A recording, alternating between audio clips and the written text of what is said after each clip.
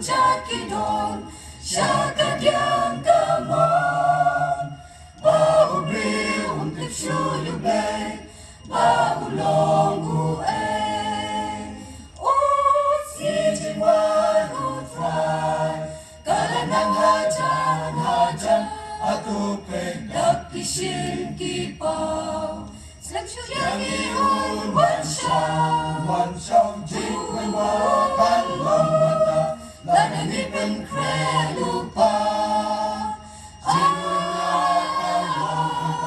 Lananim Sanyaw Yaka, Hashua Kisi Jingiaseng, Tmamunjat Kinjat, Kinam Snew Baki Jingiaseng, Kalanki Jaka, Kajing It para Briladu, Jingiaseng Sudah.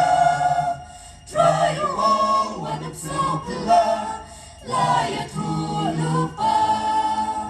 Oh, Sijin Walu try, Kalangan Hajan, Atupe, Dakishin Kipao, Sepsuyagi Un, one shall, Jinwin Panlong, Lananipan Krelupa.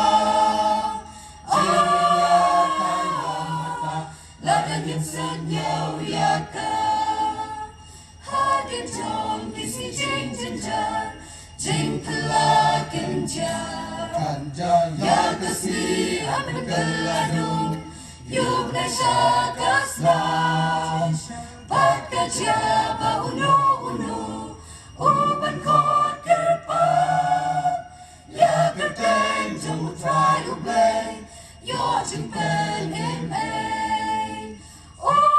Sijin Walu try, Kalanang Hajan, Atupe, Dakishin Kipao, Sepsuyagi Un, one shall, Jingwa, Panlong, Lananipan Krelupa.